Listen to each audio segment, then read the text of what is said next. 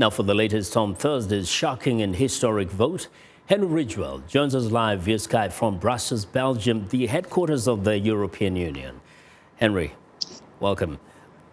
Good evening, Vincent. Good evening. You've been there. Now, give us a reaction that you've seen on the streets of Brussels from both the Brits who live there and other citizens from other countries of the European Union. I think citizens of all nationalities here are shell-shocked, despite the fact that the polls have been very close for several weeks, that likelihood of Britain leaving the EU was always there. There's been an element of denial here in Brussels that it was going to happen. It's been business as usual for several weeks. And when people woke up this morning here in Brussels to find that Britain was leaving the EU, a sense of disbelief. Immediately, the machinery of the European Union, the institutions, held crisis meetings.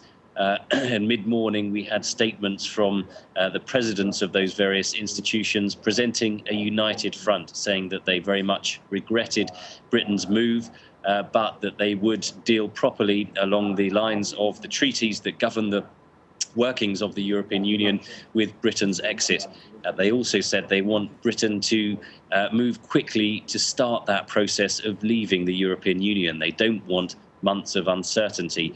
That goes against what Britain wants to do, which is to wait several months to begin that process. So already the tensions are coming to the surface, even before the negotiations and the talks have begun here in Brussels about Britain leaving. And, you know, yesterday and the day before, we talked about lack of contingency plans, or at least discussions around that, partially because people were in denial. Now it looks like that has to kick in quickly, right? Exactly right. There are treaties and clauses to follow, but they don't detail exactly the order in which things should be done, or the way in which should be done, or which institution should be talking to which government department. All that has to be still worked out. And so while the referendum did deliver the result, and a result that shocked many around the world, it's just the beginning of a very long process, which will take a minimum of 2 years, which is the maximum mandated by the Article 50 of the Lisbon Treaty. But it could, if Britain delays instigating that article, then it could take much longer. And then it will have to negotiate new trade deals, not only with Europe, but of course with the rest of the world as well, with countries in Africa which have existing trade deals with the European Union and therefore with Britain.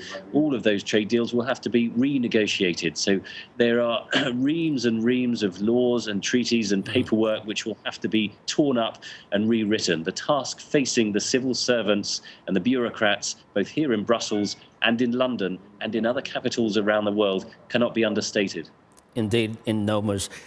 Tell me, are there concerns of perhaps other European Union members looking at Britain's vote as perhaps something that could happen in their own countries?